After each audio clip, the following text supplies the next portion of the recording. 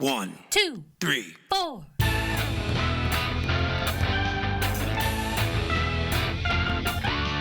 Monster movie. Fun time, go! Monster movie. Fun time, go. Monster. Movie. Fun time. Go! Monster movie. Fun time, go. With Precious D and Honey Bee. Fun time, go!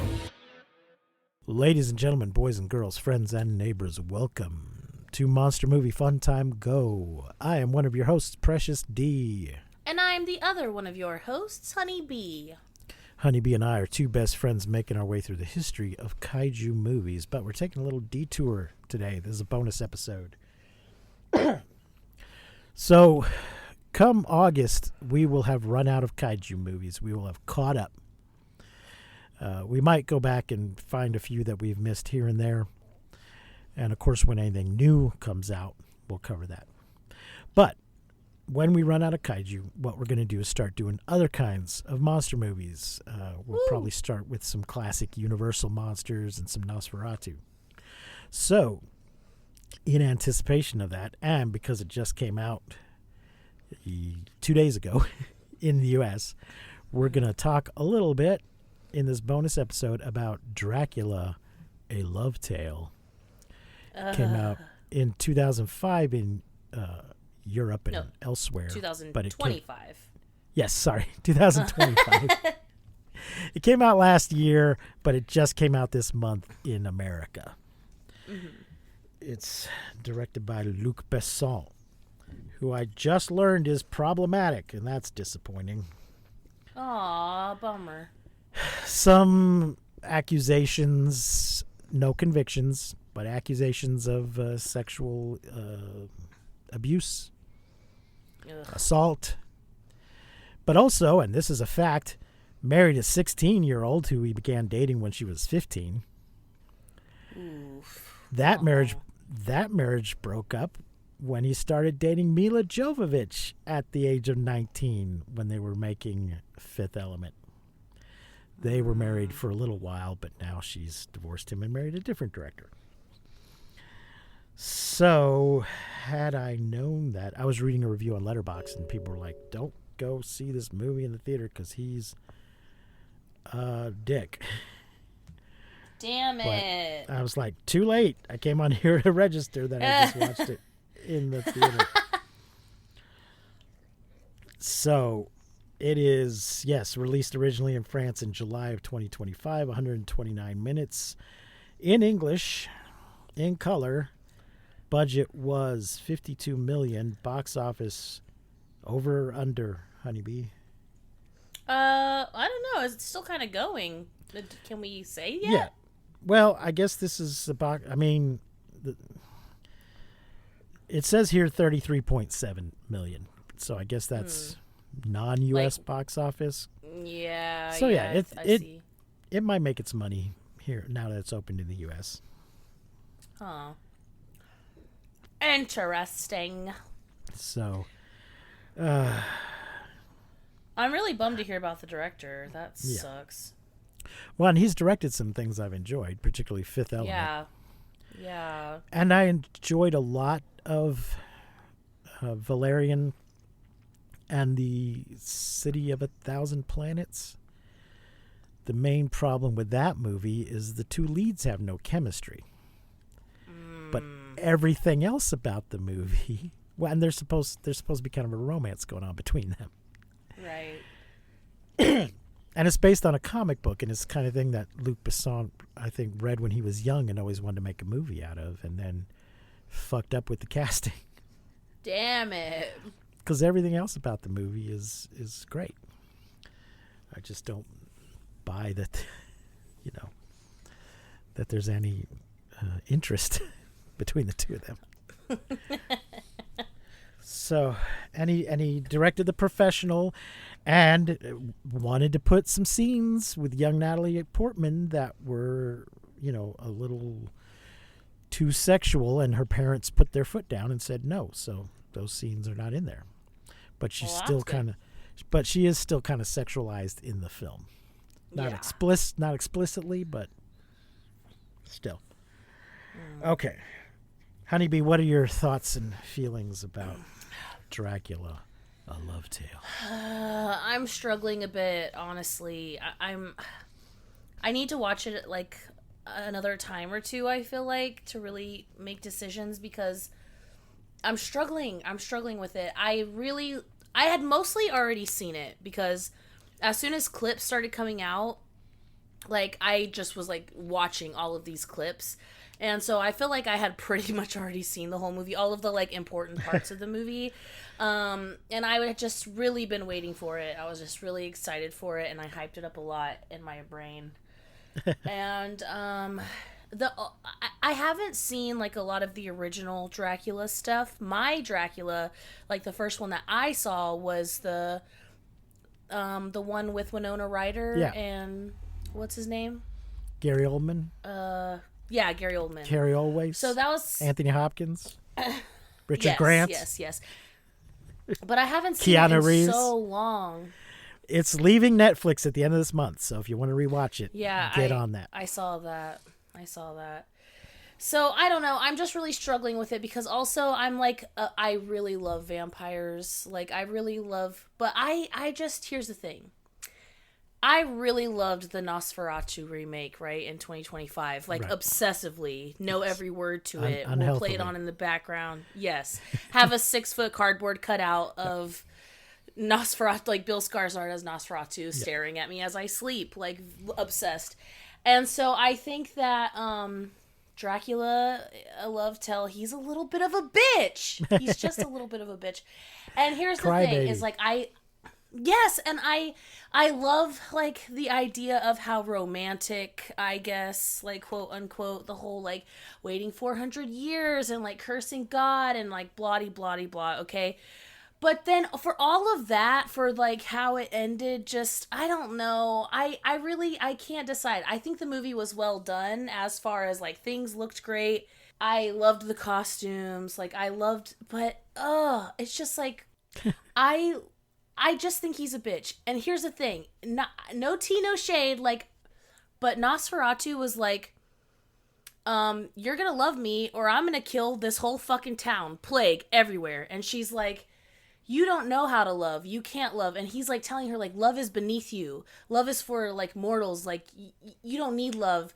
But you're my affliction. Like, my pain, my suffering. And something about that just appeals more to me than this, like, romantic, I waited for you all of this time and now I'm going to sacrifice myself, but we're going to be apart. I'm like, no, eternal damnation, together forever. Like, what is the problem? I get that his decision is like selfless and he's like saving Mina and like blah fucking blah, but I don't want, that's not what I wanted. And, I don't know. I'm just, it's hard. I'll tell you this. I watched the movie in the theaters. I cried after the movie was over, on the way home, and at home. And then the next day, I had the worst fucking day. I just felt tortured by this, like, love that is fake. And I was like, I have real problems. I gotta quit thinking about this. But so I can't decide. I need to watch it, like, a few more times, I think, to decide whether or not I like it or, like, I don't know. I will say my favorite was Maria, the little, like, slutty vampire. Yes. I like her. She's the best part of the story for me. Fuck everybody else. I don't know. I struggle. I'm struggling. I feel like she was in a different movie. Because she's all like, oh my God. And I'm like, wait, I'm sorry. What century is this taking place in? She was, not that people didn't say, oh my God, but they said it in a different tone. Mm-hmm. She was just this close to saying, her. OMG, LOL. Okay, so folks, we're going to spoil the shit out of this movie. So if you don't want spoilers, listen to this later. Normally, I mean, we always spoil the movies here, but usually they've been out for a little while, more than 2 days. Yeah. Yeah. So, as always, with this sort of thing, there's 2 ways to approach it. One, how is it as an adaptation of its source material? And 2, ignore that and just how is it as its own thing? Yeah. So, as an adaptation of its source material, it's crap. It's a 0. Yeah. Garbage. It's terrible. So there are only 3 characters with the same name as they have in the book. And Jonathan is coming to buy instead of coming to sell when he comes to Jonathan Harker. He's buying instead of selling when he comes to Transylvania. There's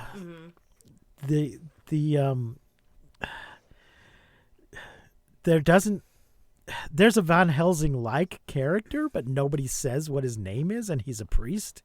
So, and I love Christoph Waltz would be a great Van Helsing if that's what they decided to do, but they decided that he's a priest who is not named. He's listed in the credits as priest. Priest / scientist / special. Yeah. People dude. just call him Father, and he never says Father what, but we could assume it's Father Van Helsing. Not the most inaccurate. There's a miniseries on Netflix where Van Helsing's a woman and a nun. So sick. I'm just saying there are more inaccurate versions, and there's no syphilis in this one, so that's a plus. Yeah, here's the thing as far as like an adaptation of its source material.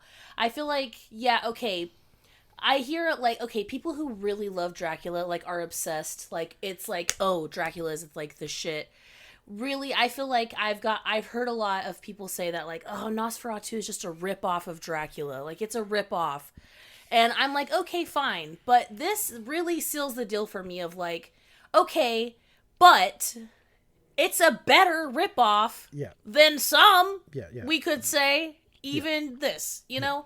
And so it's like, I hear you, but it kind of feels like, what is his name? Gory. What is it? Is it Edward Gorey? There is an Edward Gorey, yes. Okay, so it just kind of feels like, he was inspired and then made a better version. And I don't know what happened here. And like I said, on its own, I think it's great. I really do. I think it's a great movie. I think it's beautifully done. I just think that I'm struggling a bit with it. So, that's all. Putting aside the source material, just judging it on its own, it's well made and well performed. Dracula is an ugly motherfucker. I don't know. Debatable. I knew he's the kind of dirtbag that you go for, but he's not a pretty man. Caleb Landry Jones. And apparently, not a pretty man. So Luc Besson doesn't really care about Dracula. He just worked with this guy and was like, what else could he play? He might be a good Dracula. Let's do that. Let's talk about our cast briefly before I start bitching about Luc Besson again. Caleb Landry Jones as Dracula. Christoph Waltz as the priest. Woo! Zoe Blue as Elisabetta / Mina Murray. Guillaume del Tonquedec as Dumont. Okay. And this is the weird thing. If you click on the link in Wikipedia on Dumont, it takes you to a page about Dr. Seward, who's a character from Dracula. Matilda de Angelis as Maria, and again, it takes you to the page on Lucy Westenra from Dracula. Ewan's Abid as Jonathan Harker. Bertrand Javier or Xavier Corby as Captain Targol. Raphael Luce as Simon. David Shields as Henry Spencer, and once again, that link leads to Arthur Holmwood. So these characters... Interesting. What the hell? These characters are similar to characters from Dracula, but they have different names, and I don't know why. Absolutely no reason not to call him Dr. Seward or to call him Arthur Holmwood. It's just weird. Another thing they did was, instead of Transylvania and England, it's Transylvania and France, because Luc Besson. But also, so one of the reviews on Letterboxd said, we have Bram Stoker's Dracula at home. And I started rewatching Bram Stoker's Dracula, which I have. I also did. Yeah, I have problems with that film, but I feel if you call it Bram Stoker's Dracula, then you better make Bram Stoker's Dracula. Yeah. And they made Francis Ford Coppola's Dracula. Right. But that movie at least has Quincy Morris in it, which most versions do not. So there's a lot in that movie that is accurate to the book, but then they throw some extra shit in. And this guy, Luc Besson, ripped off that extra shit. Oh, shit. His dead wife in Bram Stoker's Dracula is Elisabetta. There's no Elisabetta in the book. There's no Elisabetta in history. That was not the name of Vlad the Impaler's wife. He might have had 2 wives, neither of them named Elisabetta. The hair, when we first see him in his castle, clearly, some might say it was an homage, but I would say he was ripping it. I'm not giving him any leeway. He ripped it off. The only one who get away with that is Leslie Nielsen. So, have you seen Dracula Dead and Loving It? Oh yeah, I have, baby. Yeah, okay. So I was like, what the fuck, man? What are you even doing? And now I want to read some quotes from Luc Besson because I'll read the quotes first. This is from Wikipedia. Thank you, Wikipedia. It's a totally romantic approach, Besson says of his adaptation. There's a romantic side in Bram Stoker's book that hasn't been explored that much. It's a love story about a man who waits 400 years for the reincarnation of his wife. That's the true heart of the story, waiting an eternity for the return of love. In another interview, he claimed that when you take the original novel, it's a real love story, but because at the time of the novel's release, there wasn't a cinema and special effects and all that, people were more pulled in by the fantasy and sanguine aspects of Dracula. So he became a horror movie myth when actually, if we dig into the original novel, it's a big love story. So I wanted to go back to this man who loses his wife and who sadly is eternal because God stops him from dying, and he looks for his wife for 400 years. I do not believe that Luc Besson has ever read Dracula, because that is all bullshit. I think he watched Bram Stoker's Dracula and just assumed that it was an accurate adaptation. None of that shit is in the book.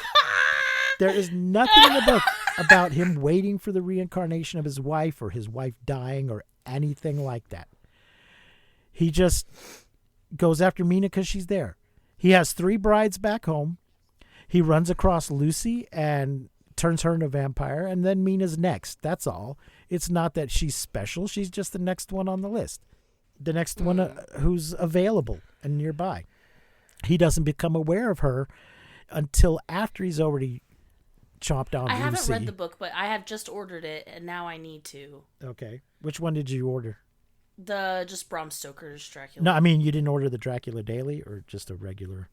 No. I had already ordered it before okay. you had sent me that. Okay. So yeah, I ordered the classic one Sure. from, like, there's like a classic book series type shit. You know? Yeah. But I was like, I have to read it because this is You should. crazy. I used to have a Classics Illustrated, which is basically a comic book version that I read a lot when I was a kid. Folks, I recommend you sign up for Dracula Daily at draculadaily.com. Just enter your email. So the book is written, it's what they call an epistolatory novel. It's all, which is the literary equivalent of found footage. It's all written as... yeah, it totally is. That's funny. It's written in the form of letters and diary entries and newspaper clippings and transcripts of recordings and things like that. Because Dr. Seward he's fancy and modern. He keeps his diary on a phonograph records. So nice. And all of these are dated from like May to November. So what Dracula Daily does is they will send you an email with that day's entry. And some days there will be sick. Some days there'll be multiple entries. Some days there'll be just very short ones, and a few days there won't be any. It might go for like a week or two before the next thing pops up. So he's rearranged things a little bit because like there's some things that are all the ship's logs are all in one newspaper article, but he's broken them up into what day the log was. So it's a lot of fun. So you get an email starting in May. You'll start getting emails from Dracula Daily. And, I'm so excited. So I highly recommend it. I'm really excited, even though I think Dracula's a little bit of a bitch. I mean it in the best way. I mean it with love, and I apologize if it's offensive. This version's a crybaby. real Dracula's not a crybaby. He's just, I've kind of used up Transylvania, so I'm going to go to England and see what blood I can drink there. Yeah, here's the thing is I wanted to love this movie so much, and the thing is I do, but also just like love and romance is just hard for me in general, so I feel like I'm just kind of like ugh. But I'm not trying to. I'm trying to like, because I love the idea of it, right? Mm-hmm. I love the idea that he's like, oh, my wife, 400 years, fuck you, God, like all this shit. But then to like not even get one full day with her, and then to be like, I have to choose, like she needs a second. When he says, she is my salvation, and the priest says, but you are her damnation. It's like, yeah, but she's actively choosing that too. She doesn't want him to fucking die. She wants to spend eternity with him. It pisses me off that, okay, I know, I get it. It's selfless. He's a selfless, wonderful, what a great decision to make. But you're telling me that you spent 400 fucking years waiting for this pure soul to be reincarnated. You found her, spent a whole day with her. She still didn't even know who the fuck you were, but you spent a whole day with her. Then she finally recognizes you, and you're like, you know what? You're right. I'm gonna choose to sacrifice myself. And it's just like, God damn it. For what? It just pisses me off, honestly. I just can't, like, God, I'm struggling with it. Okay. I'm struggling with it. There's another element of this movie that is not from the books that I feel like he stole from another thing. Oh, shit. Let's hear it. There is a novel which was then turned into a movie called Perfume, The Story of a Murderer. Oh, shit. Where this guy is, an expert perfumer who is able to make something so powerful that people just kind of go nuts a little bit. And for some reason, in this movie, Dracula doesn't just hypnotize people because that's a vampire power. He has to create a super perfume that he uses to drive the ladies wild. He's got his special Axe body spray that just Ew, drives. not Axe body spray. I know. The way Axe body spray is presented in its own commercials, not the way it actually functions in real life. Because apparently in real life, the ladies do not like Axe body spray. Oh, God, it's bad. So, yeah, this stuff will drive nuns wild. And I'm like, what the fuck are you even talking about? What is this? I really feel like he ripped it off from Perfume, The Story of a Murderer. Damn. So, yeah, I didn't get that at all. So, folks, we're not going to go through the whole plot and break it down like we normally do. Maybe at some point in the future. Maybe when we get there. Yeah. Yeah. Well, we're going to kind of, when we switch to monster movies, we're going to do a little bit of, chronological history stuff with the Universal stuff. But then I think we might just kind of jump around to whatever takes our fantasy. We'll jump around. We'll see. Jump around. Jump up to get down. So, Honeybee, what rating are you going to give Dracula? I can't. I don't know. I'm tormented. I'm tormented by this film. I need to watch it again. I need to go through it alone in my room without because the thing is when I booked my ticket days before, right? Because I wanted a seat, and there was already people. I like to sit on the very top row, and there was a group on one side of me and a group on the other side of me. So I was just one seat dividing those two groups, and I was like, oh, this is going to be so awkward, but it's Dracula. It's going to be worth it. I got to go see it. And so I just, it's weird to be surrounded by strangers, watching this very intimate movie. And I don't know. I just need to watch it again and watch it in the safety of my own room, and also so I can cry by myself and try to, I don't know. I don't know. I love it. I'm upset about it. It sucks, and it's so good all at the same time. So I don't know. I'm really struggling. I need time to process. I don't know. My emotions, I don't know. It's just too much for me right now. I don't know. So you don't have a rating? Yeah, I think it's a good movie. I think it's great. I can't decide how I feel about it yet. I need to watch it again. I'm giving it a 2. I did not like it. Sam, I am. Oh, damn it. Not a 2. Yep. Shit. I thought you'd at least give it a 3. No. I really, I prefer my adaptations to be on the accurate side. And Dracula's been done dirty for so long. It's just not right. And I just didn't need one more. I feel like I need a deep dive. I also started rewatching the BBC one with Louis Jourdan, which is generally considered one of the more accurate ones. It does also leave out Quincy Morris. Is that the one you sent to me? Yes, that was on YouTube. Okay. Yeah. It turns Arthur Holmwood into Quincy P. Holmwood. Oh. There's other versions where they smash Dr. Seward and Quincy Morris together and make it Dr. Quincy or Dr. Morris. So I don't know. Just Quincy can't catch a break.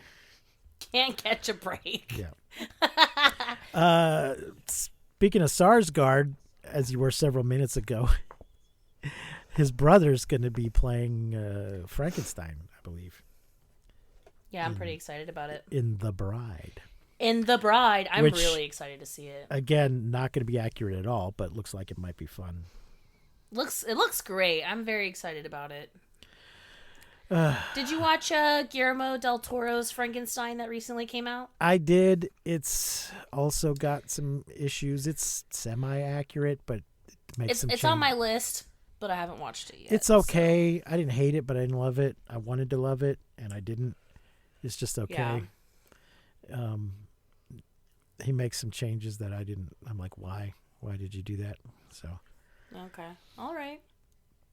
In closing, I just want to say in closing to you, Honeybee, come into these arms again and lay your body down. The rhythm of this trembling heart is beating like a drum. Thank you. Thank you very much. That's all you get, folks. We don't want to get a copyright strike. Oh, yeah. All right. If you don't know what that was, look it up. Google those lyrics. Bonus episode. Yeah. Thanks for listening, folks. Yeah, tell us what you think of Dracula. What's your favorite Dracula? Send us some stuff in. Somebody help me process my emotions because I am so confused. Yes, thanks for listening, folks. You can email us those thoughts and feelings, or you can just leave a comment under this episode wherever you're listening to it, or you can email us at monstermoviefuntimego@gmail.com, or you can leave a message on our website at mmftg.com.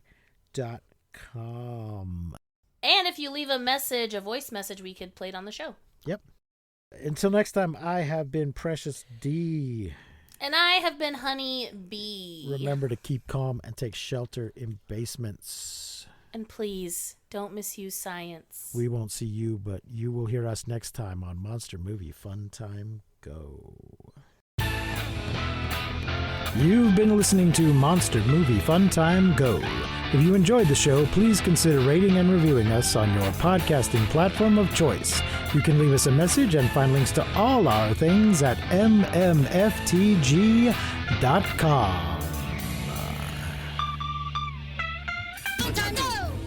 It beats for you. It bleeds for you. It knows not how it sounds. All right.